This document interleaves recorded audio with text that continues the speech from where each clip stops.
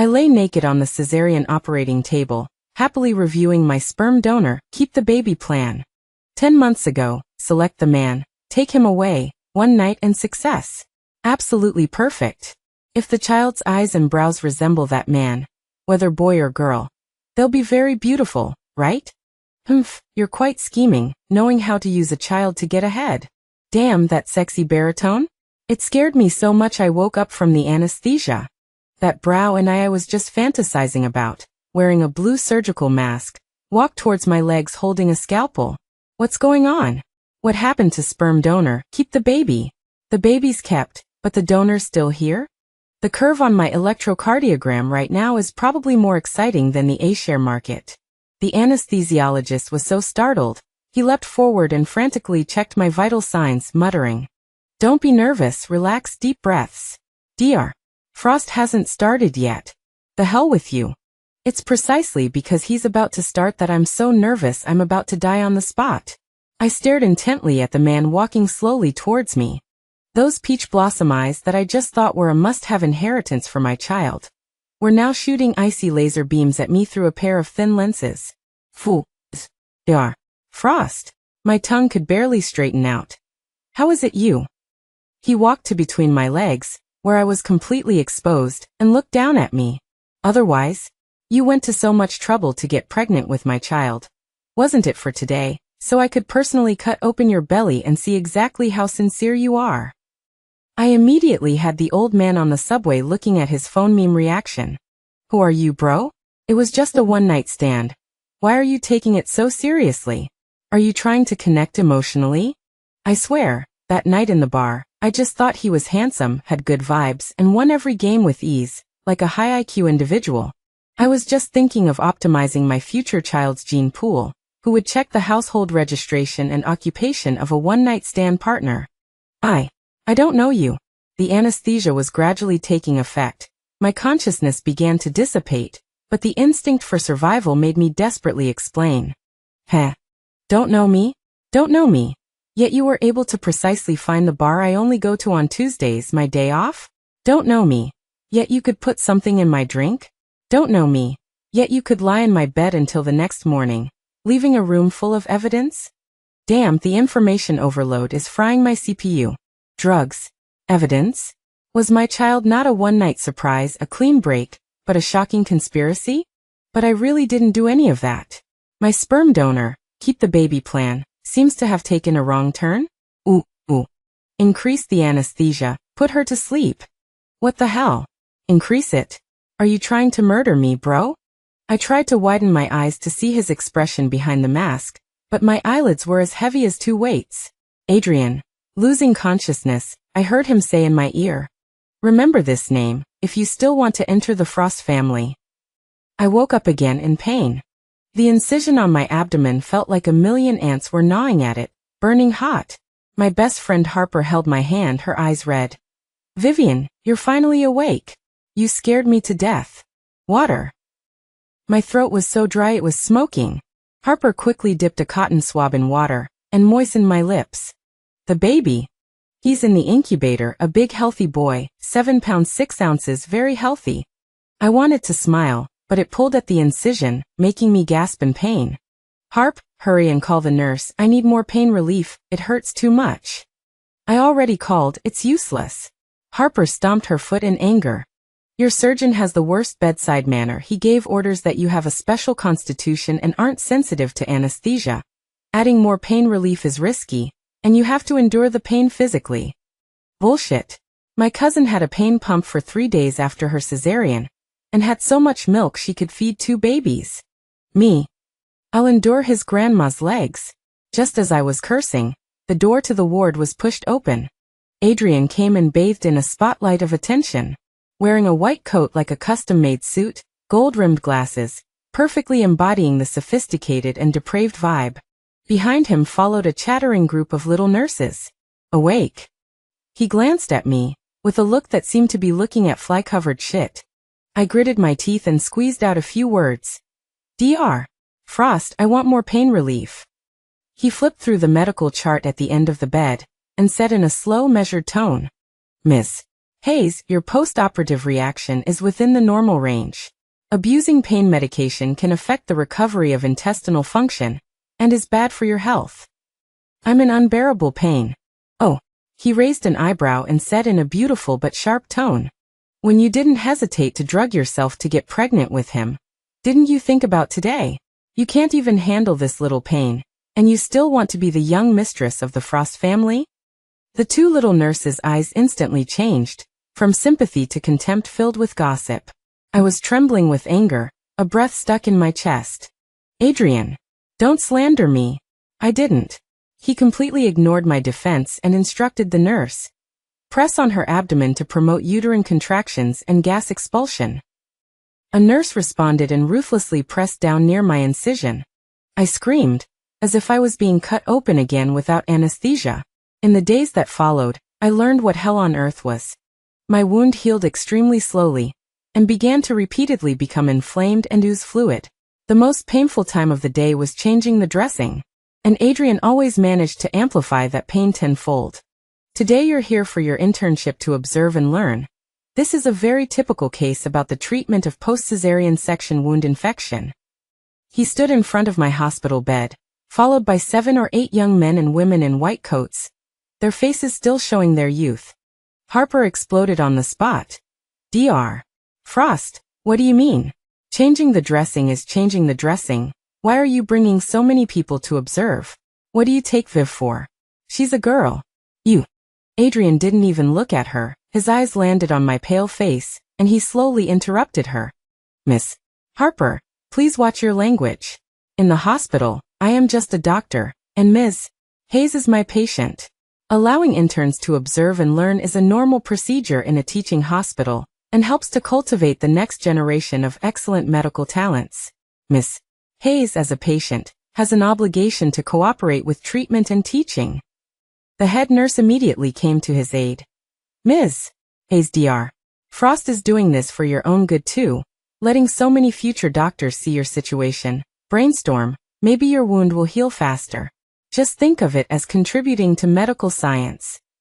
To hell with your medical contribution. Why don't you contribute something to medicine? Under their double act, I was uncovered and my pants were pulled down, like an exhibit, exposing my most private, most embarrassing wound to the gaze of a group of strangers. Most of those interns were young people in their early 20s, their eyes filled with curiosity, embarrassment, and undisguised disgust. I bit my lip hard and buried my face in my arm, my sleeve soaked. Adrian put on gloves, picked up a pair of tweezers with an iodine-soaked cotton ball, and while performing a rather rough cleaning of my red and inflamed wound, he explained to the students in his clear and pleasant baritone voice. Everyone, look, the edges of the wound are red and swollen.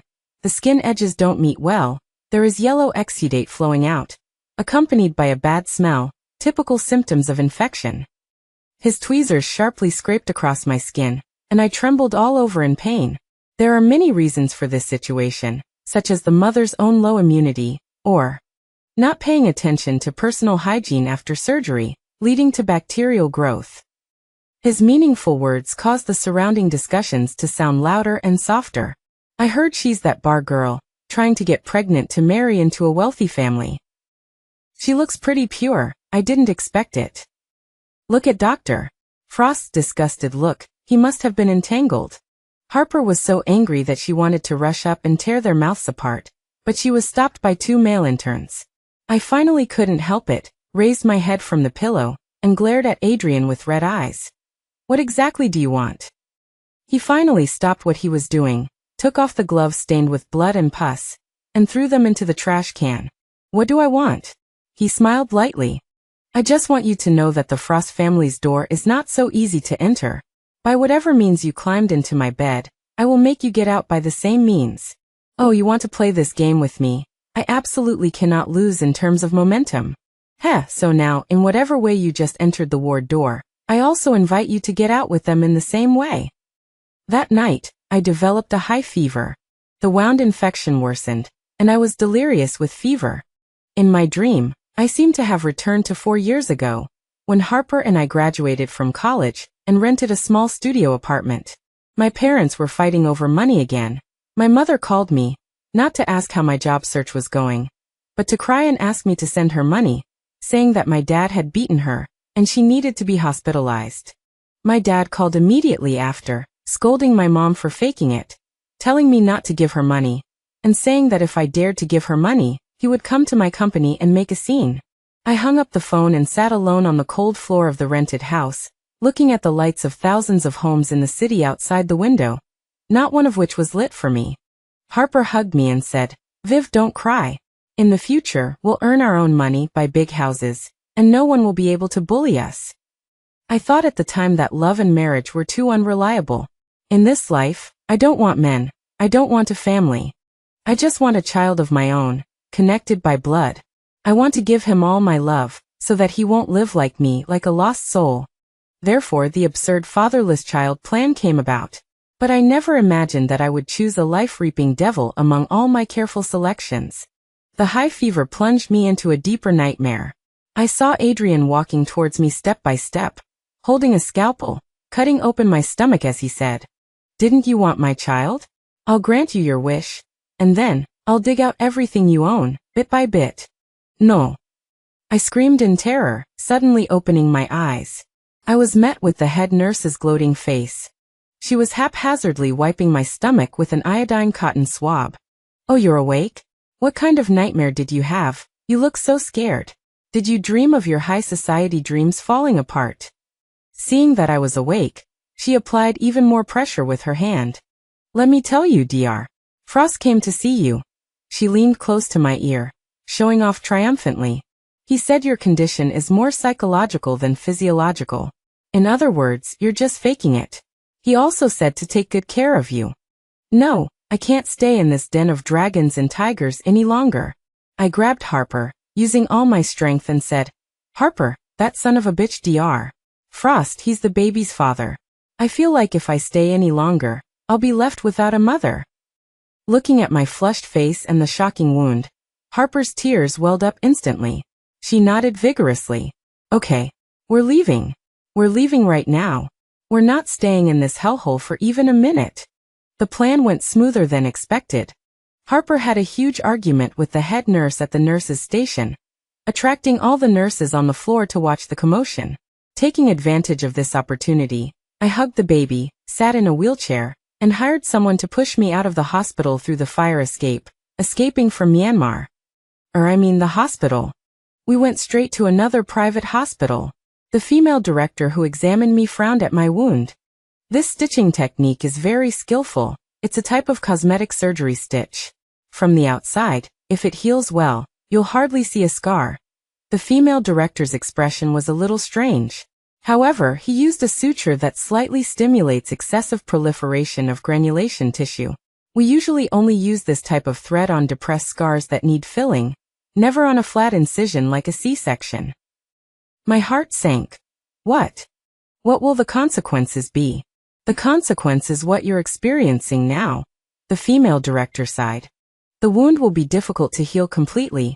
It will repeatedly become inflamed and ooze fluid, and because the tissue is constantly growing and fighting internally, you will experience much more pain than a normal postpartum woman. In short, you'll be suffering a living hell. But from a medical perspective, it doesn't cause any irreversible physical damage to your body. The doctor who performed the surgery on you is a master, but also a heartless person." After hearing the doctor's words, Harper and I exchanged glances, a chill running down our spines. Adrian didn't want my life. He wanted me to live, consciously and intensely experiencing pain and humiliation. Harper was shaking with anger. "Let's sue him. We'll sue him. This is medical malpractice. No, it's intentional harm." I consulted a lawyer, but the lawyer said the chances of winning were at best 50-50, and it would require a huge investment of time and money. Adrian's family is powerful and wealthy. I can't afford to fight him. I can barely get out of bed to walk, and I have a baby to take care of. "Viv, what do we do? Are we just going to let this go?" Harper asked reluctantly. "Let it go? How could I? I've noted this debt. A gentleman takes revenge, even if it's 10 years later. Except, I'm not a gentleman now. I'm a useless person who just gave birth." "Harper."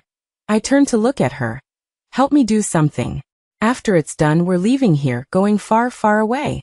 A week later, with careful treatment at the new hospital, my wound finally began to improve, although it still hurt a lot. At least it was no longer infected. Through Harper, I anonymously sent a letter of complaint to the inboxes of the city's largest media outlets and health regulatory authorities. The letter didn't mention Adrian's name, but it detailed the situation in the obstetrics and gynecology department of Runha Hospital, where the attending physician used his position to inhumanely torture postpartum women, and the head nurse led the bullying of patients. And attached my diagnosis certificate from the new hospital, as well as Harper's secretly recorded audio of the head nurse verbally abusing me. I don't want to ruin his reputation, that's not realistic. I just want to splash a bit of indelible dirt on his flawless white coat, just to disgust him.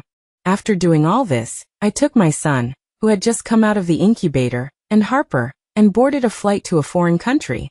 As the plane took off, looking at the city below getting smaller and smaller, I felt a sense of relief and lightness. I named my son Noah. I hope he lives a peaceful life, and I hope I can forget all this and start over. I touched Noah's warm little face and whispered in his ear, "Baby, say goodbye to this terrible place." For reunion pain. For years later, Paris, France. At a global summit of leading artificial intelligence and life science cross-disciplinary fields, I was giving a keynote speech as an invited expert in AI-driven gene editing technology.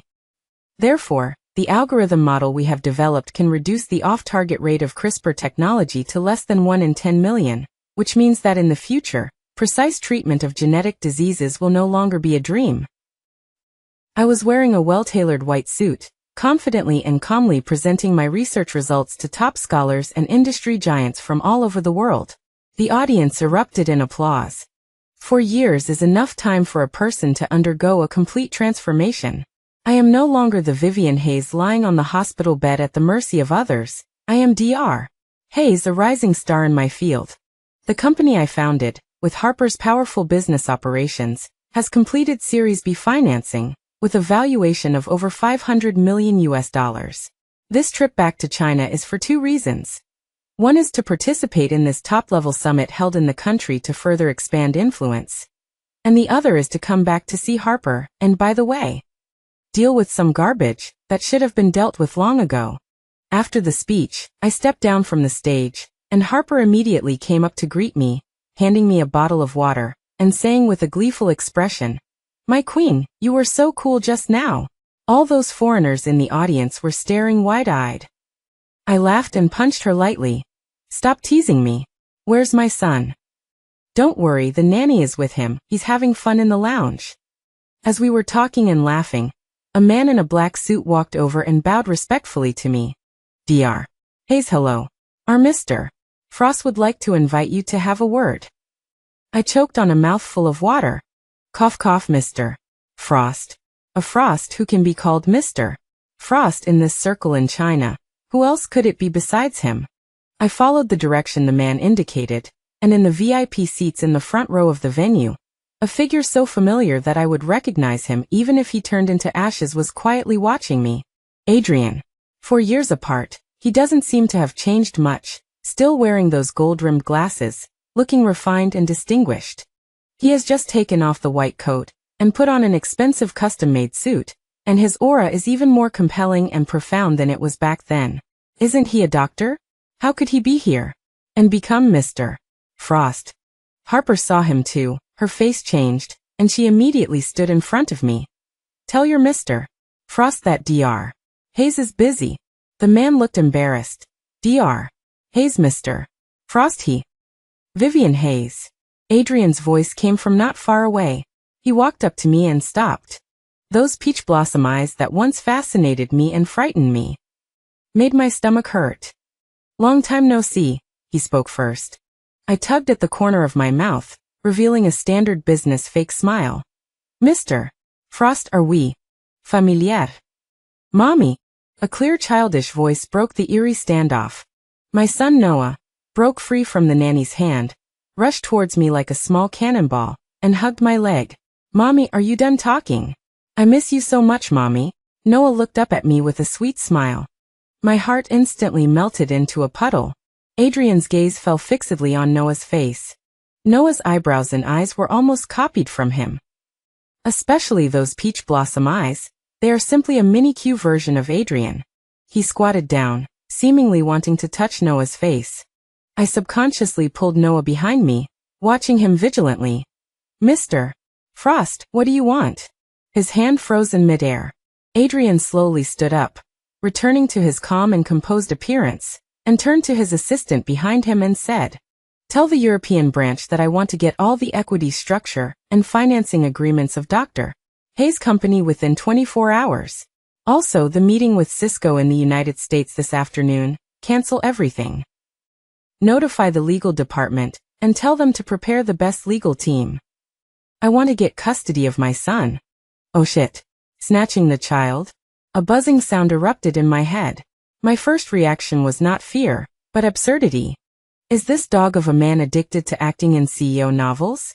Opening his mouth and closing his mouth about canceling meetings, legal teams, and fighting for custody? Who does he think he is? The president of the earth? Harper was even more excited than me, and immediately rolled up her sleeves. Adrian, are you fucking sick? What qualifications do you have to demand custody? Weren't you the one who tortured Viv half to death back then? Now you see the child looks like you, so you want to come and reap the benefits? I'm telling you, no way. Adrian didn't even glance at Harper. His gaze remained glued to me, with a sense of inevitability and oppression. Vivian Hayes, we can slowly settle the problems between us.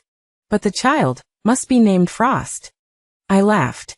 Goddamn Frost's surname. Did all CEOs go through the same training? Mr. Frost, I think you've got something wrong. I tightly shielded Noah behind me, met his gaze, and said word by word. First, my son's last name is Hayes. He's called Noah Hayes. Second, he only has me as a mother. There's no Frost father. Third, you want to sue? Fine, I'll fight you to the end. I want to see, what kind of face does a chief surgeon, who almost tormented his own son's mother to death on the operating table 4 years ago, have to talk about custody for years later? Adrian's expression finally darkened. Looks like you're still as sharp-tongued as ever. He sneered. You think you're Dr. Hayes now with hard wings and can compete with me? I've never thought about competing with anyone, Mr. Frost. I calmly returned his gaze. I'm just protecting my son, not letting him be snatched away by a madman. And what do you think you are, some kind of hot commodity?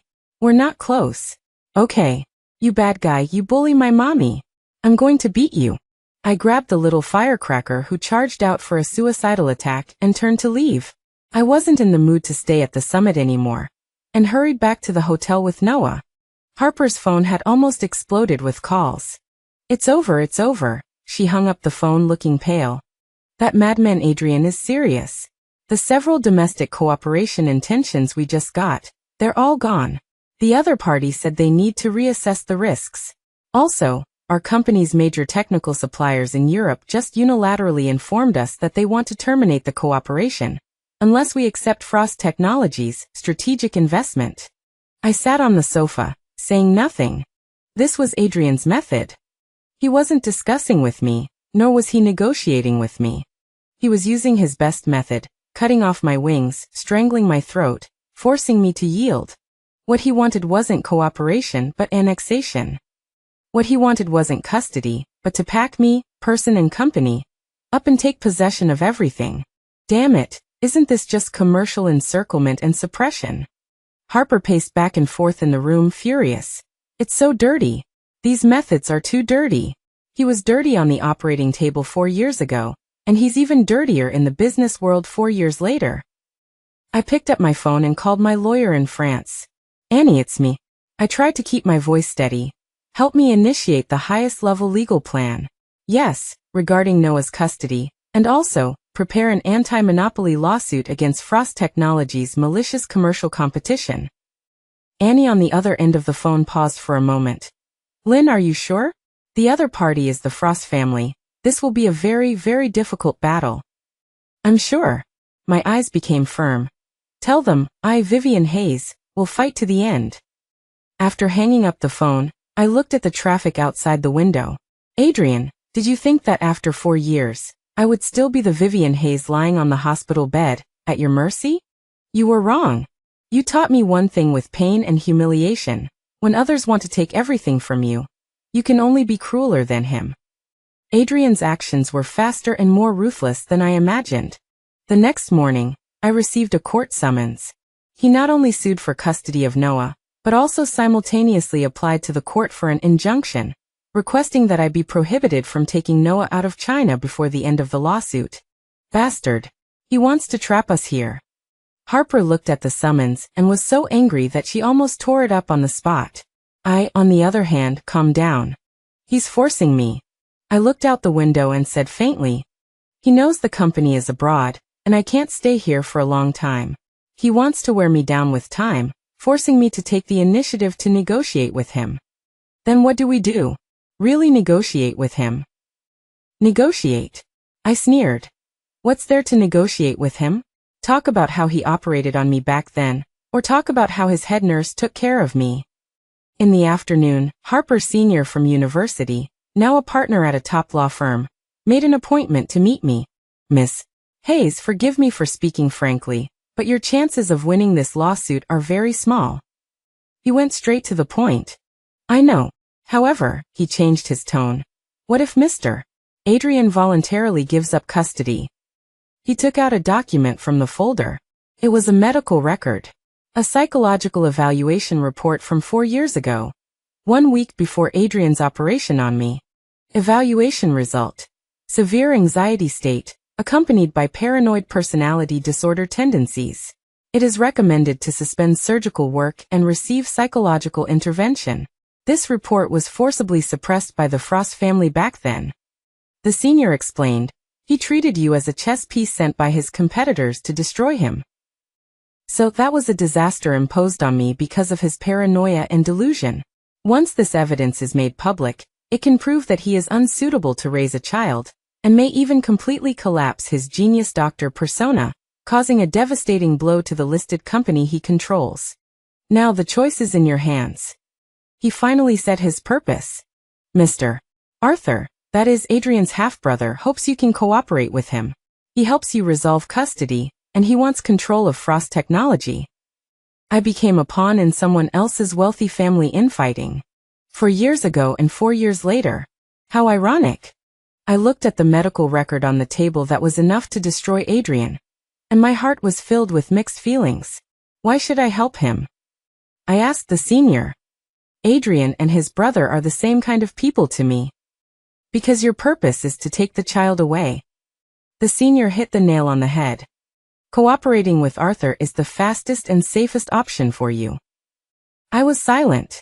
Just let him go like that? I couldn't do it. But I couldn't risk Noah. I need time to consider. In the end, I still didn't agree immediately. Leaving the law firm, I was upset. I asked Harper to take Noah back to the hotel first, and I wanted to walk around the streets alone. As the lights came on, I wandered aimlessly through the unfamiliar streets. A black Bentley quietly glided to my side, the window rolled down. It was Adrian. Get in the car. He ordered. I have nothing to say to you. About that glass of wine 4 years ago. He looked at me and said, word by word. I found out. My steps stopped. I got into his car. The car was filled with a faint scent of cedar, the same as the scent on him. What do you want to say?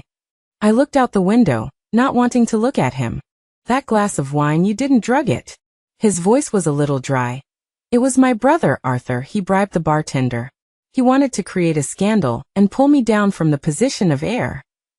So from beginning to end, I was just a randomly selected prop to frame him. So you're here to apologize to me now? The car fell into a long silence. So long that I thought he wouldn't speak again. I'm sorry. He finally said those 3 words.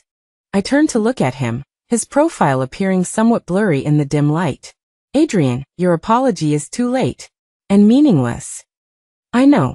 He gripped the steering wheel tightly. I know that I did unforgivable things to you back then. At that time, I thought you, like all the women who wanted to climb into my bed, were sent by them. So, that can become your reason to torment me? I interrupted him. Because of your suspicion, because of your paranoia, you can rest assured to trample a woman who just gave birth to your child under your feet, arbitrarily trampling on her dignity. I didn't. He suddenly became agitated. I just Couldn't control it. When I saw that child, I thought of how my mother was driven to death by those women. I was stunned. My mother, back then, because of the women outside my father, coming to the door one by one with big bellies, got depression and finally jumped from the building. So when I saw you, telling me you were pregnant with my child, I treated you like an enemy. He turned his head and looked at me deeply, his peach blossom eyes filled with pleading. Vivian Hayes, I know it's too late to say anything now. I'm not asking you to forgive me, I'm just asking you to give me a chance to make amends. Give me custody of Noah, and I'll give you 10% of the shares of Frost Technology, so you can live a life of luxury for the rest of your life. You can come and see him at any time, I guarantee. He will get the best education and life in the world. Listening to his words, I suddenly laughed. I laughed so hard that tears almost came out. Adrian, don't you understand even now? I and my son, what we need the least is you. The compensation you give, your shares, your money, in my eyes, are worthless. I pushed open the car door and got out of the car. In his bewildered gaze, I closed the car door and through the car window, said the last sentence to him. Adrian, slowly make amends for your guilt. We'll see you in court. On the day of the trial, I met Arthur. He was slightly younger than Adrian, with similar features, but his temperament was more gloomy. Dr. Hayes, have you considered it? He blocked me at the courthouse entrance, looking confident of victory. Mr. Arthur, I'm not here today to make a deal with you, but to reclaim the justice that is mine. With that, I walked straight into the courtroom. Adrian sat in the defendant's seat, looking even more pale than I felt. He probably hadn't expected me to reject his brother. In court, Adrian's lawyer presented a birth certificate and a paternity test report. Your Honor, my client, as the child's biological father, is the best person to raise the child. My lawyer submitted the first piece of evidence to the court. This is the surgical record of the cesarean section performed by the defendant, Mr. Adrian, on the plaintiff, Ms. Vivian Hayes, 4 years ago. Following that, the second piece of evidence. This is the plaintiff's diagnosis certificate from the second hospital, after she was transferred due to severe wound infection after the surgery. The certificate clearly points out that the direct cause of all this was the use of inappropriate sutures by the surgeon during the suturing. My lawyer looked at Adrian. Mr. Adrian, do you acknowledge the above evidence? Adrian's face instantly turned ashen. His lawyer immediately objected. Objection. This is irrelevant to the issue of custody. How can it be irrelevant? My lawyer smiled. This precisely proves that the defendant, knowing that the plaintiff was carrying his own flesh and blood, could still coldly use his professional knowledge to carry out continuous physical and mental abuse against the plaintiff. Your Honor, is such a violent and personality-flawed person really suitable to raise a child? You're talking nonsense. Adrian stood up uncontrollably. I didn't. The judge banged the gavel. Defendant, please control your emotions. He sat down panting and looked at me, his eyes full of shock and incomprehension. The court session was temporarily adjourned. In the hallway, Arthur looked angry. Vivian Hayes, you're playing me? Mr. Arthur, I'm just taking back what's mine. You think you can win him with just this? You're too naive. Is that so? I looked behind him. That's not necessarily the case. Arthur turned around and saw Adrian. Adrian was walking towards us. His gaze passing over his brother, locked onto me. You know? He asked me, his voice hoarse. Yes. So are you pitying me?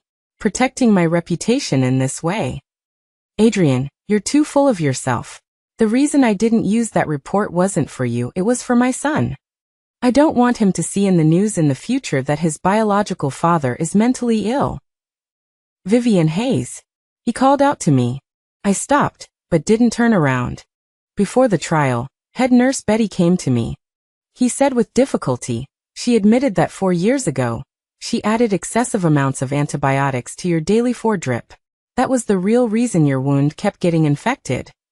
I've already sent her, along with all the evidence, to the Public Security Bureau. He looked at my back and said, word by word. For intentional injury, she'll be in prison for at least 10 years. Betty was arrested. I hadn't expected this either. I thought it was Adrian's delaying tactic, but to my surprise, The next day I saw the police's blue and white announcement in the news. He really sent his loyal dog, who had been with him for 4 years, to prison with his own hands. Was this justice delayed? Or a scapegoat he threw out? I just felt absurd. In the second court session, Adrian suddenly withdrew his lawsuit. He gave up the custody battle for Noah. All the commercial encirclements and suppressions against my company before also stopped completely overnight. Everything ended abruptly. Harper and I won. We won inexplicably. Leaving the courthouse, I saw Adrian. He was standing alone on the steps, looking very haggard. He saw me, wanted to come over, but his steps faltered. Why? I took the initiative to walk over and asked him. Why? Why did you suddenly withdraw the lawsuit? He was silent for a long time. Because I realized I'm not qualified. I'm not qualified to be his father. He smiled bitterly. What qualifications does someone who almost killed his mother have? Vivian Hayes, apologizing 10,000 times for what I did to you is useless. I sent Betty in, not to gain your forgiveness, but just to tell you that I owe you, and I'll pay it back little by little. You don't have to worry about the company. After he finished speaking, he looked at me deeply, and then at Noah in Harper's arms. Take good care of him. Then, he turned around and left forlornly.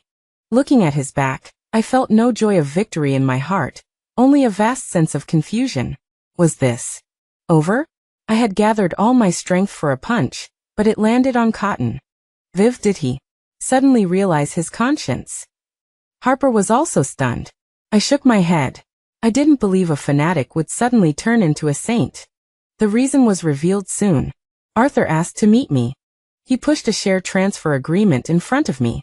Adrian has transferred all 30% of his Frost Technology shares to me. Arthur's expression was complicated. The condition is that I can never disturb you and the child again, and must use Frost family resources to ensure the safety of you and your son for the rest of your lives. I looked at the agreement, completely stunned. 30% of Frost Technology's shares, that was almost half of his wealth. He gave it to his biggest competitor just to exchange for the safety of our mother and son? Has he gone mad? I muttered to myself. I think he's gone mad too. Arthur said. He gave up a commercial empire within easy reach, just for a woman he once hurt with his own hands. Arthur left. I sat alone in the cafe, unable to calm down for a long time. I finally understood why Adrian did this. He didn't suddenly realize his conscience. He was using his own way to carry out the most thorough compensation. He knew I didn't care about his money, didn't care about his apology. So he chose to give up what he cared about most, power and status, in exchange for my forgiveness.